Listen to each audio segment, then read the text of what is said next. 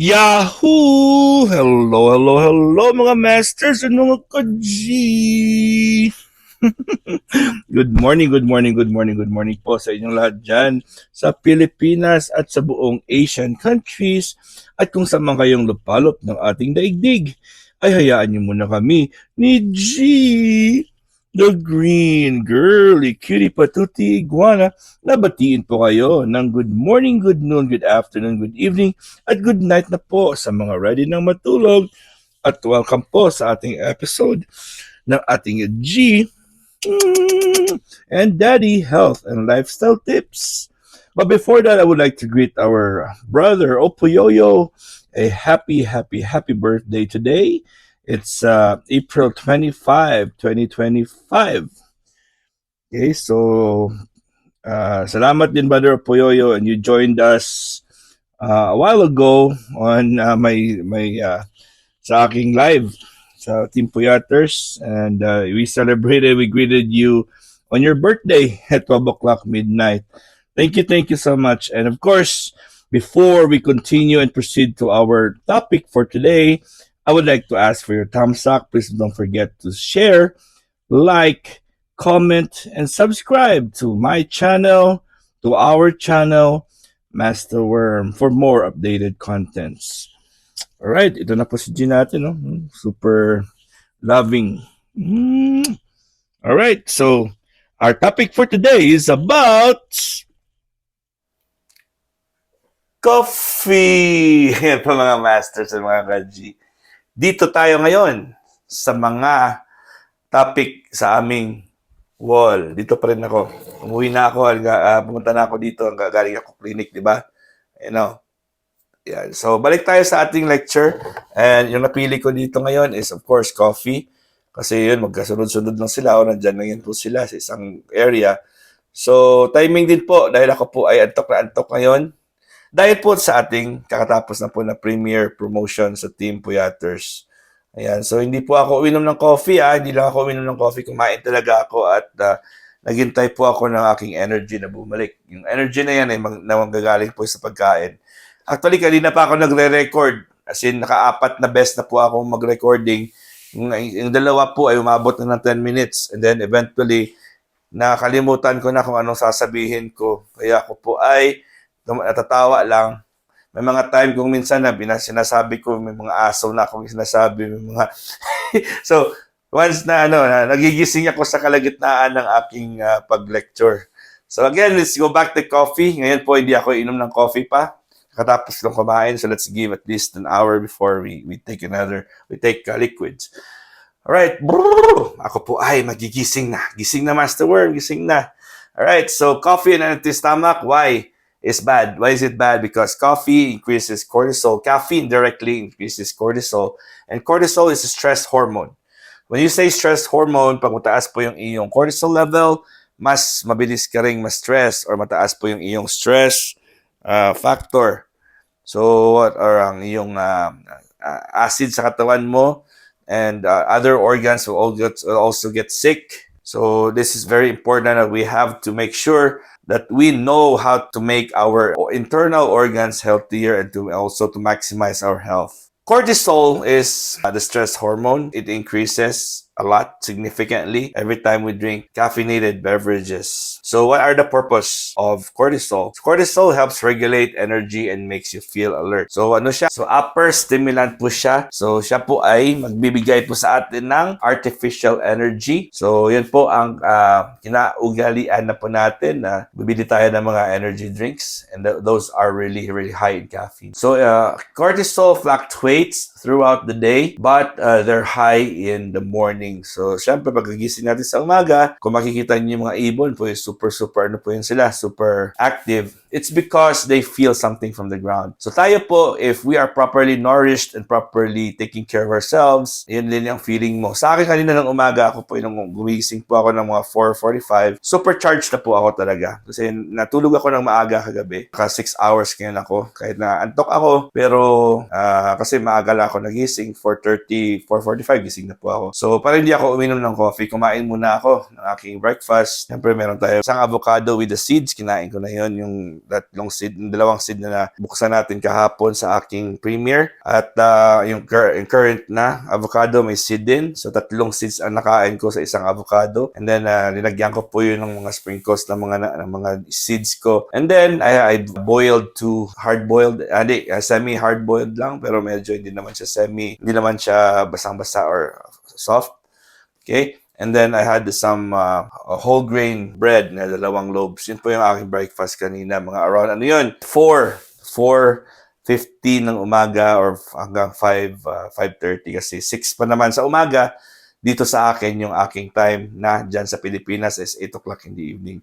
So, yan po. So, maaga akong gumising pero yun, di pa ako nakakape. Next is, it negatively impacts ovulation, weight, and hormonal balance for women. So, sa mga babae po dyan, ito tandaan niyo po mga girls, mga friends ko dyan, mga girls, kung umiinom kayo ng coffee as soon as you wake up sa umaga pagkagising niyo talaga, kape talaga agad, may problema po ang cortisol na found po sa coffee. It negatively impacts ovulation. So may negative na impact po siya. Ibig sabihin, may side effect po siya. Or meron pong masama na may dudulot sa inyong ovulation. Ovulation nyo, di ba? Monthly period nyo yan. Aside from ovulation, sama nyo na rin po dyan yung weight and hormonal balance. So coffee / caffeine has a big impact sa ating katawan po, mga masters. Siyempre, pag hindi natin nainom sa tamang oras.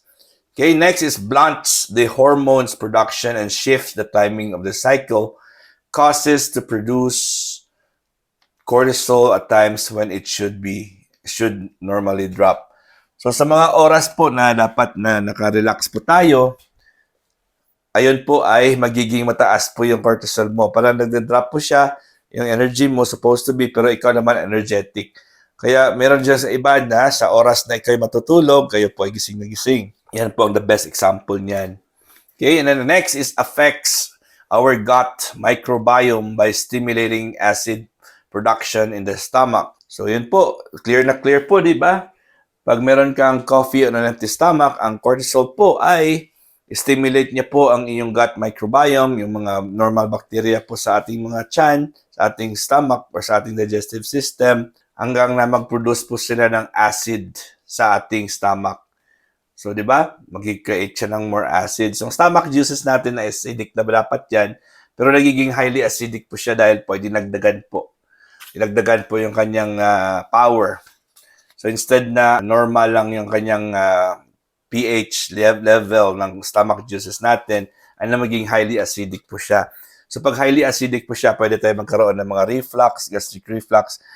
Sino ba sa inyo dito yung parang makakatapos kumain, parang didigwa, parang masusuka po sila dahil po parang may lumalabas na acido na mapait sa kanilang lalamunan o sa kanilang tiyan. So bumabalik, nagba-backflow po siya. So that's what we call the gastric reflux.